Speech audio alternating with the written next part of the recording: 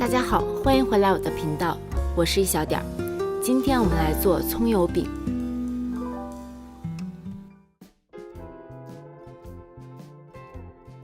我们先来和面，中筋面粉加入盐，搅匀之后慢慢加入开水，边加水边用筷子不断的搅拌，搅拌成像这样的絮状。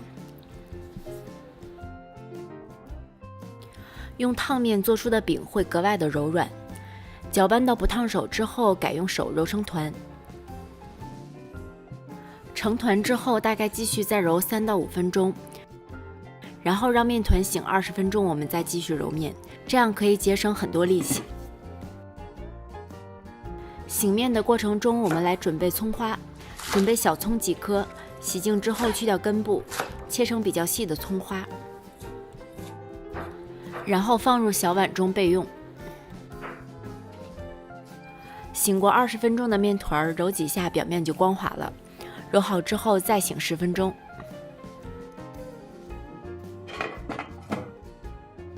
醒好的面从中间戳一个洞，掰开之后搓成长条，平均分成5个剂子。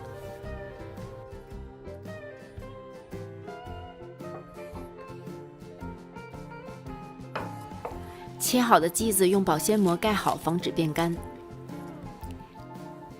案板上抹一点油防粘，把剂子擀成直径大约20厘米的面皮。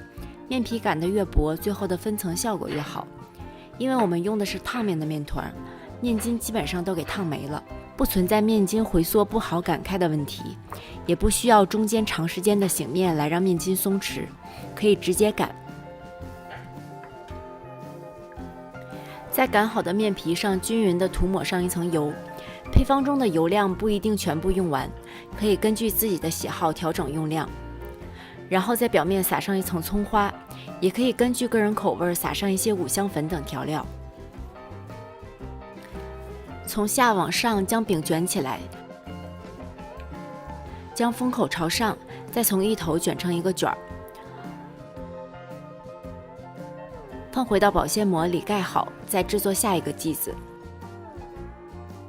全部剂子都擀好卷好之后，按顺序拿出第一个卷好的饼坯，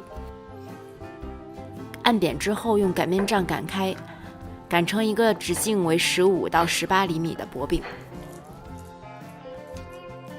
擀好的饼用保鲜膜隔开，防止粘连。如果动作快，也可以边擀边烙。擀好的饼坯可以放在保鲜袋里冷冻保存，下次直接放到锅里烙，不需要解冻。用不粘的平底锅烙饼，开中火，锅热之后倒入油，油量可以稍微多一点，这样烙出的饼皮比较酥脆，不容易干。油热之后下入饼坯，煎大约45秒，或等到一面金黄。翻面之后继续烙至表面金黄，就可以出锅了。